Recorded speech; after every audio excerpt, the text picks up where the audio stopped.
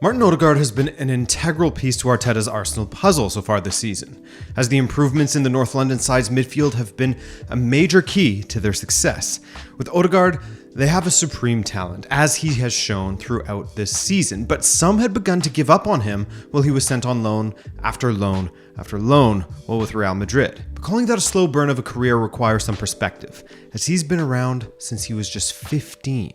Hi there, I'm Adrian, and welcome to this video where we'll profile Martin Odegaard and his trajectory, while also get into the weeds of the problems of high expectations and how they can affect young players and how they actually truly distort the reality of their career or achievements. For that, I'll have the help of Lars Sivertsen, who you may have heard on TalkSport in the past, or The Guardian Football Weekly, The Football Ramble, and many other places. Lars was a ton of fun to talk to, so be sure to check him out, linked below, and his Odegaard cred goes way back, man. First off, the man's Norwegian, and second, he's been writing about Martin Odegaard since 2014, and he had receipts as well. You know what I have very little cred in? Fantasy football, but I at least still enjoy taking part in it thanks to our sponsors, Spitch. Yes, Kloppo, he's down with Spitch as well. Just look at that beautiful smile. If you can't take it from me, you can take it from Kloppo. Spitch is a unique and in-depth fantasy football game, and the best part is that it's free to play and easy to sign up. Once you're in, choose which competition you want to take part in, select a formation, and start choosing players. And don't worry, there are tons of analytics and data to help you choose which players will gather you the most points or are most likely to. So you aren't just doing the whole field the most expensive dudes tactic that obviously fails me every single time. It doesn't work. Choose your formation, your captain, and start winning cash prizes. And by the way, you can now join my Elite League, the RTV Elite League within the Premier League competitions on Spitch, in which you can play against fellow Rabona TV subscribers to see how you fare. Who's the spitchiest of you all? So use the link below to sign up for Spitch, then use the link under that to join our community as well. And hey, you can win some cash. Thanks, Spitch, and let's get to the video. Martin Odegaard was born in December of 1998 in the city of Drammen, a mid-sized town about 45 kilometers southwest of Oslo. No doubt football was always a part of his life, as his father also played professionally in the Norwegian top flight. I mean, how to describe him? He was a sort of honest, hard-working, midfielder. Not a genius technically, but had a perfectly good career in the Norwegian top division, a couple of years in the second tier, but playing as a guy who put the work in. Good, honest player, talented enough to be a professional sportsman, but also someone who had to work to get there. So I can imagine he grew up with pretty solid values in terms of what you need to do to put in the hours and to make it work, no matter how gifted you are. And according to Lars, as well as numerous other accounts of people who were familiar with Martin Odegaard from a young age, that hard work came by way of constantly playing football on his own from a young age, a hunger to constantly improve and to be one of the best amongst his peers. By the time he hit 10, he had joined Strømsgodset, his father's former team, and didn't take long for him to start training with the senior side. Yes, by the age of 13 years old, Martin Odegaard was already training with the senior team, whenever he could, of course, because he had school during the day.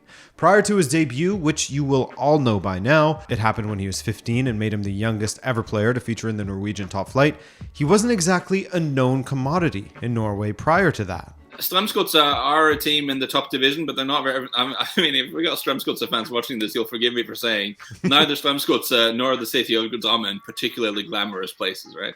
So it's not something... he wouldn't have been national famous, but he would have gotten attention very, very quickly, of course, when he started playing for the senior team. But by the time he turned 15... he was deemed capable enough to play with the senior side, as mentioned earlier, and upon making his debut for Strømsgodset, he was catapulted into the spotlight. He was probably not one of the first, but he was like what we're quite used to seeing now, which is a social media phenomenon, which is a YouTube phenomenon, in that most people around the world will become aware of him through YouTube videos of him sort of almost literally running rings around sort of hapless defenders in the Norwegian league because he was an unbelievable talent when he emerged. He was just 15 years old. That's also unusual. He was playing with grown-ass men at the age of 15 and just like putting the ball through their legs and like running around and like playing amazing passes. And you can tell, yeah, he was a perfect sort of internet icon, I think. And according to Lars, while his dribbling ability and his mazy runs were certainly the most eye-catching aspect of his game, it was his footballing brain and his ability to play intricate through balls that really caught the eye, at least if you're a scout, that is. And trust me, there were plenty of scouts circling around this Norwegian Messi, as he was called by some at the time. And my God, man, can we just get away from that? Attaching names like that to a 15-year-old kid? Let's all make a pact right now. Not a blood pact, that's going a little too far, but just a pact with each other. Okay, anyway, Odegaard went on to have a solid season with Strømsgodset, featuring regularly for the club until it was announced that he would be signing with Real Madrid in 2015, signing with the defending European champions officially on January 21st, 2015. So, did the people of Norway, who had watched him so regularly, believe in his ability to succeed there? What I did flag up and write about back then is you can see the vision was there. Like, his ability to pick passes and his understanding of space was the thing that, maybe not the most eye-catching thing, but for me, the thing that gave me the most faith that he goes to a level. Like if he goes to Spain, a lot of the defenders will look at his dribbles and say, "Yeah, well, we've seen that one before, mate. Like we can stop that. We know how to deal with this." But the vision, and this is the thing, of course, that's so remarkable with him now: his ability to pick a pass and his appreciation for space. That was already there to an extent at an early age, and that was the thing that I remember looking at, thinking, like, no matter what happens, a guy who can read the game and have an eye for a pass like he has is probably always going to do well. Now, doing well, of course, is a matter of perspective and opinion that is based off of what expectations were. And we'll explore that particular aspect later in the video. But for now, to Spain and the Netherlands and back to Spain and then off to the... Okay, let's go. For someone who was not only as talented as Martin Odegaard, but who was willing to put in the hard hours in order to constantly improve, a move to Real Madrid to work with none other than Zinedine Zidane and Real Madrid's Castilla must have been incredibly validating. And while he went on to thrive in the Castilla, it's first-team football that any professional will be chasing, especially one who had a taste of first-team football at the age of 15 already. But joining a Real Madrid side that was in the midst of their European dominance, that saw them win 3 Champions League titles in a row, 4 in 5 years, with the likes of Toni Kroos, Casemiro, and Luka Modric in the team. If you're going to play regularly for Real Madrid, you have to be probably one of the best 5 players in the world in that position. Yes. Maybe one of the top 3 in the world, probably even. And when he was there, the challenge is to knock Luka Modric out of the team, realistically. We got that midfield trio with Kroos, Casemiro, and Modric. He's getting on Luka Modric, but as we saw against PSG, like he's still a reasonably good attacking midfielder, like one of the best of his generation. And I don't think we should knock him for necessarily not getting in the team there. And as we know, he was sent to the Netherlands next to try to get up and running at Heerenveen. But not only just to get up and running, but to get the minutes in, to get the repetitions in. He started slowly at Heerenveen, but later became integral, and his adaptation period at Vitesse the next season took far less time. But upon his return to Real, he was sent to Real Sociedad, where he showed glimpses of some of the best football we've seen yet from Martin Odegaard. But his move to Sociedad wasn't made permanent, and while he stuck around Real Madrid's senior side for the first half of the season, an opportunity to take on a loan move to Arsenal came around, and he jumped on it. His loan stint with Arsenal was good. Again, it probably wasn't the best we've seen of Martin Odegaard, but he showed enough to Arteta to cause Arsenal to buy him outright in the summer of 2021, and his progression since then has seen him become integral to the side. Playing as a number 10 and floating to the right, Odegaard has progressively shown more and more of the brilliance that he is capable of, combining well with the fullbacks, or Lacazette, beating players on the dribble, switching to Martinelli on the left, or threading the ball through to Saka on his own right side. He's providing everything that Arsenal was missing from their midfield previously, including some goals of his own, and that isn't lost on Arteta. Speaking after a recent win, he said, quote, "Martin was terrific again in every aspect of the game. When we were high, when we were deep, in the build-up phase, the way he understands and manages, he is coming a long way since his arrival and is showing great maturity and responsibility on the pitch. He makes the other players better." And Martin himself is perhaps starting to find his form because he is finally settled at a club instead of constantly getting sent on loan and having his career disrupted with uncertainty. That and the fact that he is so happy at Arsenal, as he recently said, quote, "I have never experienced anything like it. It is a group of players who like each other and enjoy playing football together." Part of that is the players all buying into Arteta's vision. And for Martin's part, it comes down to the work he does on and off of the ball, as he tirelessly chases down his opponents while Arsenal are pressing, which is not exactly a given when we are talking about midfield maestros. And I think that is basically one of the main reasons as to why Mesut Ozil was eventually sort of chased out of Arsenal, because he wouldn't put those hard yards in like Odegaard is used to. Yeah, and it's kind of a lazy comparison, but it's an inevitable comparison because they are actually really similar with the ball in terms of how they move, in terms of the passes they try to play, in terms of what they're good at. There are a lot of similarities between Martin Odegaard and Mesut Ozil, but I dare say Martin Odegaard more of a work rate off the ball and perhaps slightly easier to deal with as a character. I think that's without wanting to throw shade on Mesut Ozil, who sometimes get more criticism. He gets more criticism sometimes than perhaps he deserves, but I don't think it's unfair to say that Martin Odegaard is probably easier for the coach and for the club to deal with than Mesut was.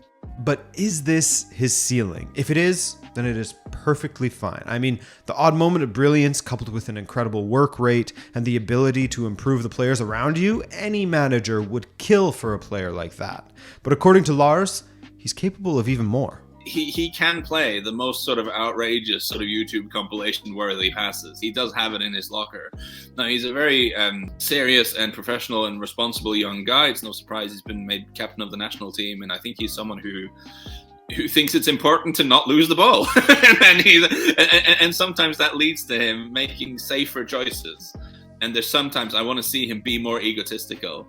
And, never mind. Let's just, if there's a run there, you can try to find. There's an opening there you can try to find. But I definitely think we're getting there with Arsenal now. We're getting there.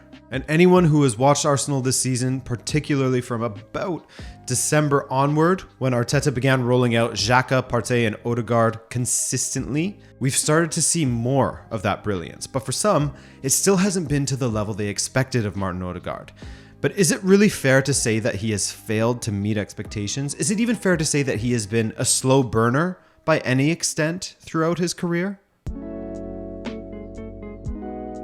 We all fall into this trap. Hell, I've been guilty of it countless times with João Felix.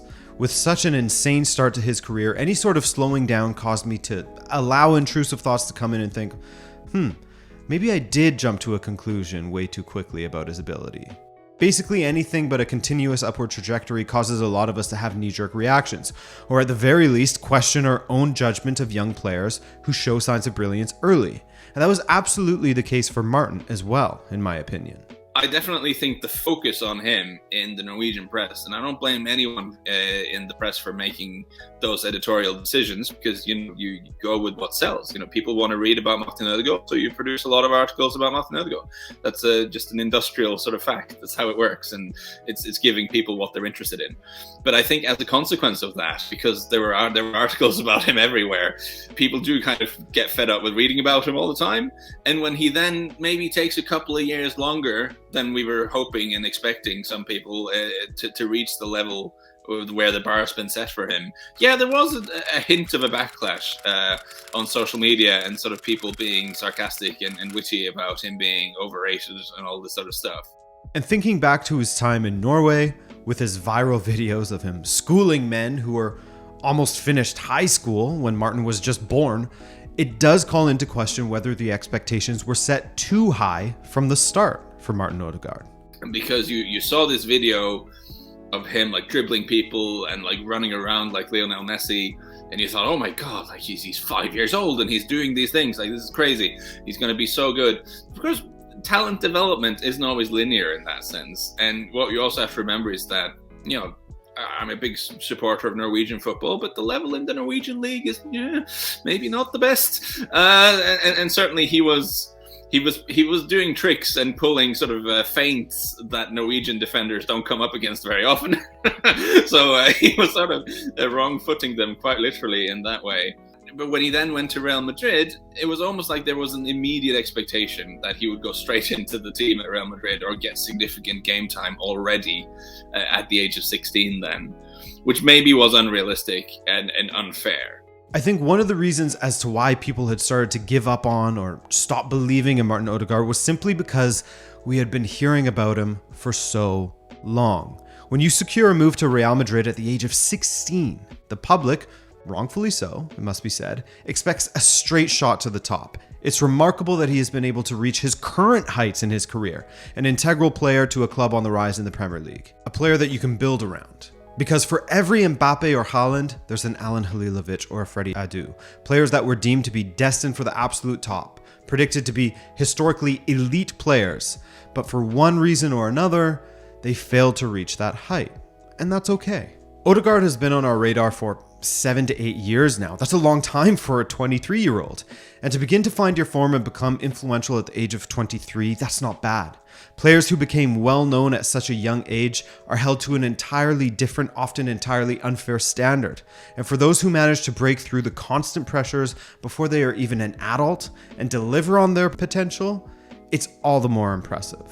If we can just take the early YouTube sensation and the early sort of season he spent in the Norwegian league with Strømsgodset, if we take that completely out of the equation and just see him as a guy who came to Real Madrid's reserve team at the age of 16 and got games in the reserve team, who trained with the new team occasionally, who went on loan to Heerenveen first, then went on loan to Vitesse, and then I guess had a big breakthrough going out on loan to Real Sociedad in the autumn of 2019. If you look at him that way, that's a pretty logical progression. Like that's a pretty sort of reasonable career progression for a young player. Because just think about it. A very normal trajectory for a player is that they come to prominence around, let's say, the age of 20 or so, the time where you start to see them making far more regular appearances and having more of an impact within the setup of a senior side. Then you add 7 or 8 years to them, and you'd expect them to be somewhere close to their prime. But with Martin, we were aware of him at the age of 15. And with the expectations attached to him, we were all guilty of allowing those expectations to cloud our judgment, or at least judge far too harshly, as we've done with other players with similar stories. Where we mostly follow players from 20 to 27, and that feels like a long time. With Martin, we followed him from 15 to 23, and he still has a long time in his career. As Lars said, his trajectory has been reasonable. Going from Real, then onto a few side quests before landing at his main objective, Arsenal, that's not bad. It's an Arsenal that he is central to, and is sort of built around him in some regards. I mean, just take it from Arteta himself. Quote, "How the team functions when he is there and when he is not there, that is really difficult to measure. But it's something that Martin is exceptional at. He makes the people around him better." The Arsenal project is an exciting one. It requires a lot of work and some added depth. But with a player like Martin Odegaard, who recently turned 23, at the center of it, alongside some of the other incredibly talented youngsters that are there, expectations will be high. Uh-oh. Just fallen into the same trap again, haven't I? I hope you enjoyed this look at Martin Odegaard, which kind of transitioned into the expectations of talented youngsters in football. I want to thank Lars once again, as his help was invaluable and he really was a joy to speak to. He's a great guy. Be sure to follow him on his socials that I've listed below. Other than that, I thank you for watching. Subscribe if you're new to the channel, and have a great day. Ciao.